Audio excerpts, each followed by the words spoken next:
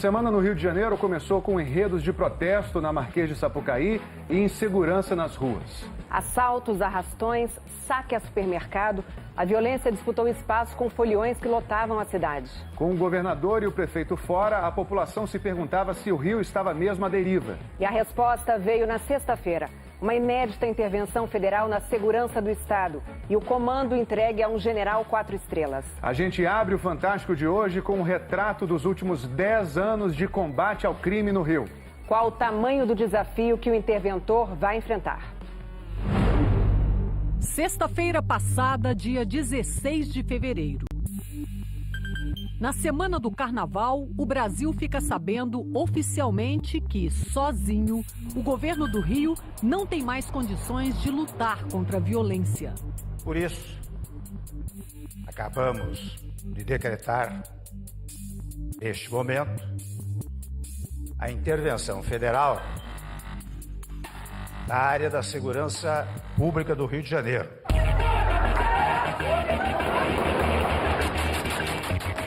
As estatísticas mostram que, no passado, o Rio já teve mais assassinatos, por exemplo. Mas na era das redes sociais, se multiplicam. Os bandidos se exibem como se não houvesse lei.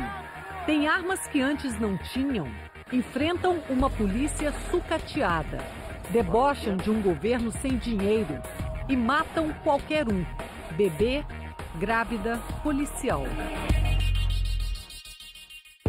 O interventor general Braga Neto vai comandar a segurança pública do Rio e, para isso, usará as Forças Armadas. O que nós vamos tentar fazer é colaborar junto com a segurança pública para otimizar o trabalho dessa segurança pública no Rio de Janeiro.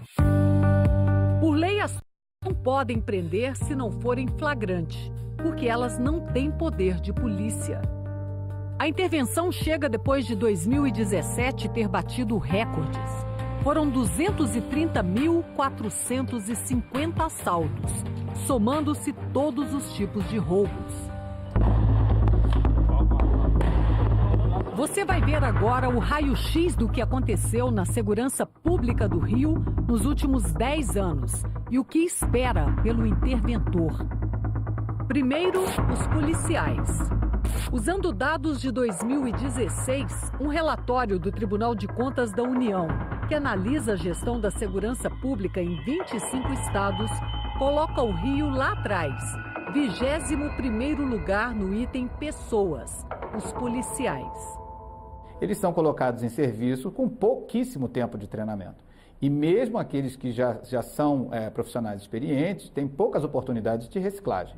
O resultado são policiais com nível de preparação que não é adequado para prestar um bom serviço de segurança pública para o cidadão. Tem uma série de situações que o policial tem que estar bem preparado, bem qualificado para compreender o seu papel social e não cometer falhas. Acontece falha porque ele é mal preparado. As polícias estão em decadência? Estão. Atualmente no Rio de Janeiro, essa decadência é mais sentida em razão da crise econômica que o Estado atravessa. Em 2008, a segurança pública como um todo teve um orçamento de quase 5 bilhões de reais. Em 2015, chegou a quase 10 bilhões. Dinheiro que não impediu o sucateamento das polícias. Armas velhas, falta de munição, viaturas que enguiçam no meio da rua, entendeu? Falta de combustível. O policial, às vezes, ele está em perseguição de um criminoso, a viatura enguiça no meio da rua, esse homem vai perder a vida. E o Estado não é responsabilizado por isso. As UPPs. Em 2008, o Rio acreditou que tudo isso ia mudar. Com o lançamento das UPPs, as unidades de polícia pacificadora, nas principais favelas do Rio, a proximidade do policial com as comunidades traria um novo tipo de policiamento e de profissional da segurança pública. Mas o tempo mostrou que isso não aconteceu. Elas foram colocadas como respondendo aos batalhões, mudando o desenho original, que justamente apostava numa transformação do conjunto da polícia. Elas perderam a sua autonomia e, portanto, a sua capacidade de inspirar uma transformação para o resto da corporação. Os dados do Instituto de Segurança Pública mostram que, em 2008, o ano da inauguração das UPPs, o Rio teve 46 assassinatos por 100 mil habitantes. Foram baixando até 2015 e desde então voltaram a subir.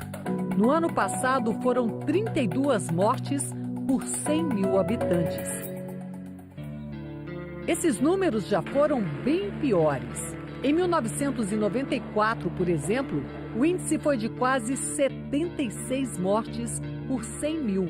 Para a Organização Mundial da Saúde, o índice aceitável é de 10 por 100 mil. De 2008 a 2014, o Rio ganhou 38 UPPs.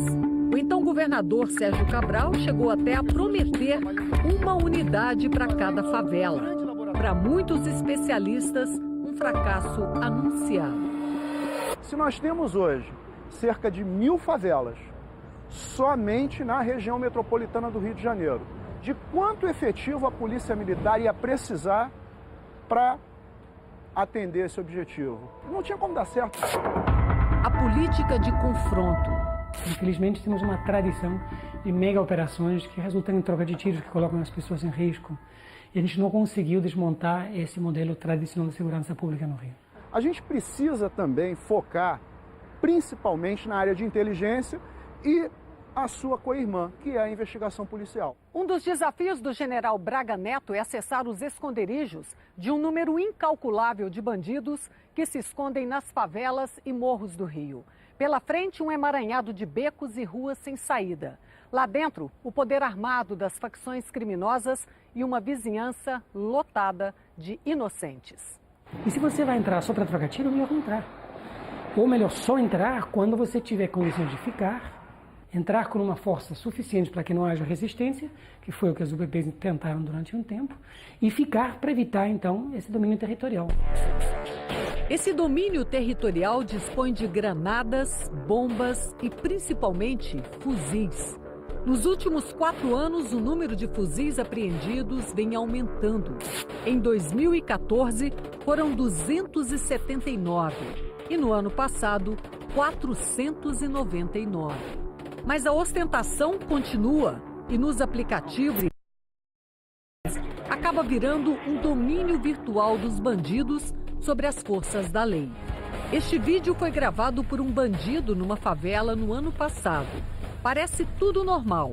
Nem a polícia para o carro, nem o bandido se esconde. Que aquilo ali não é uma exceção.